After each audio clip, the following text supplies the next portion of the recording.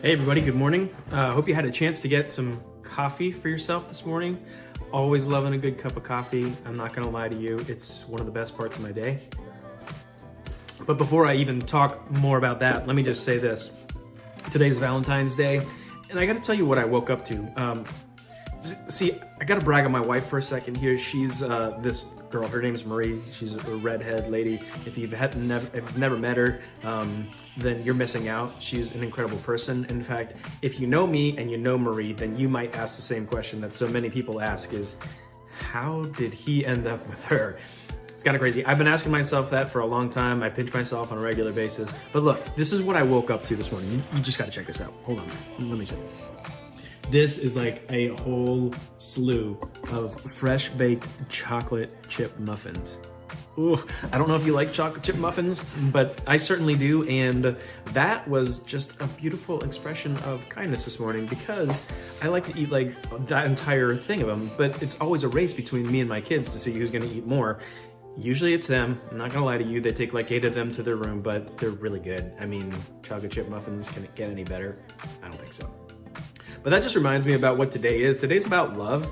My wife showed a whole lot of love to the family this morning by getting up early and baking those muffins before work. And so it's kind of crazy. Thank you if you're a person like that, because she's awesome. But she reminds me a lot about love every single day. And maybe you have experienced what love is in a real way, and maybe you haven't. I know that the way that the world views love is always different. And so for me, it's a bit of a hobby horse. I like to talk about this on a regular basis. And the reason why I like it so much is because I think when I look at the life of who Jesus was an incredible expression of love. Not like worldly love that we define it, and not like in a loose way where we say, hey, I love you. I think is a good question to say into the mirror to myself. Or maybe not a question, but to ask myself, what do I mean when I say I love you? Is it just something that I'm saying, or is there more behind it? Because the definition of love is not just meant to be an expression or a word. There's so much more to it, and it wasn't defined by any human being. This was a definition that was defined by God himself, as he inspired this man by the name of Paul to write a letter to a church in Corinth thousands of years ago. And as he wrote this letter, he wrote about this very idea, about what love is, and gave us a definition that is not a worldly definition. It's so different.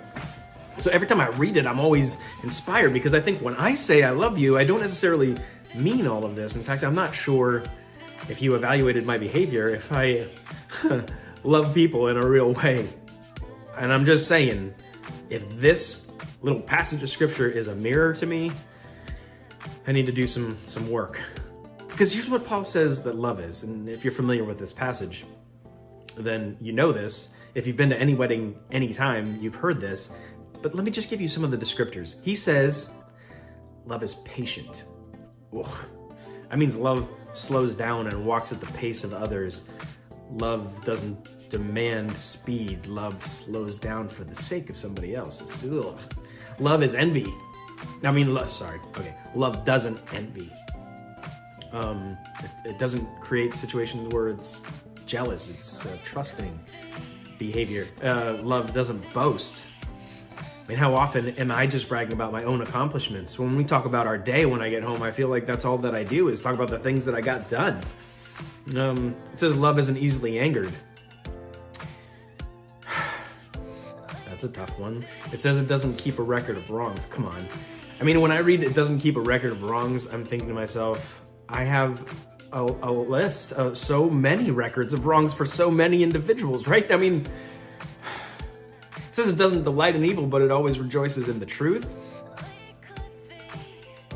This is indicting. I mean, if you're really evaluating, then this passage is indicting. It says that love always protects, it always trusts, it always hopes, it always perseveres.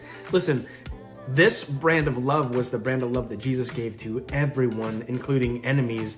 I have trouble giving this brand of love to people that I know and love deeply, that I think I would die for them, right? But this kind of love is just so different. And he goes on in this letter that he's writing, and he says, when I was a child, this is verse 11, I talked like a child. I thought like a child, I reasoned like a child. And when I became a man, I put my childish things behind me. And he said, now I see like a reflection in a mirror. I'm afraid that some of the ways that I behave are a lot like when I was a kid. And instead of putting away my childish behavior, I just kind of reinforce it. I demand my way. I want what I want. I cry when I don't get it. I think only about me. I want to be first in line. I mean, these are things that are childish. And he says if we actually want to live a life of love, then we have to put those things away, and becoming mature means that I choose to love like this, not just a love that benefits me, but a love that benefits you and benefits those people around me who interact with me. So he boils this down at the end of this, and this is crazy. He says this, I'm going to put this verse up for you guys.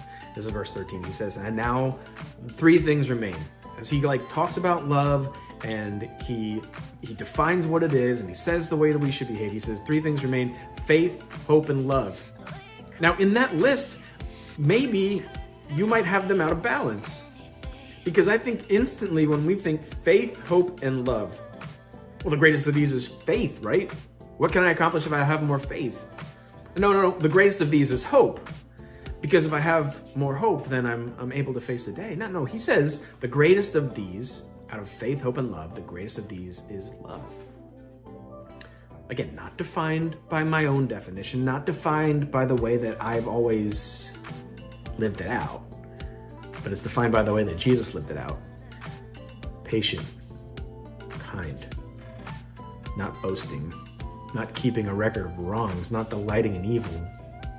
That's what love is. So today, on Valentine's Day, what's your expression of love?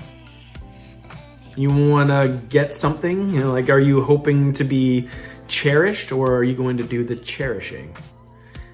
Are you hoping that somebody lifts you up and praises you, or are you going to lay down your request for somebody else today? Ooh, this is personal. But if you want to love like Jesus, love like the Bible defines love, then that's what it looks like. Who are you going to express love to today? Because I know this, and I know this because I need it. The world needs to know that brand of love. The love that Jesus demonstrated for us on the cross. That's the love we need. And we certainly don't need a love that demands my rights. I need a love that lays my rights down. Are you willing to do that today?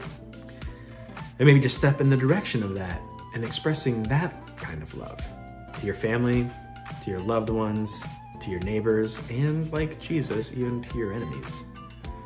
It's a different brand of love. If you're wanting to live it out as a Jesus follower, that's the call. Not love like when I was a child, but love like mature, grown up follower of Jesus.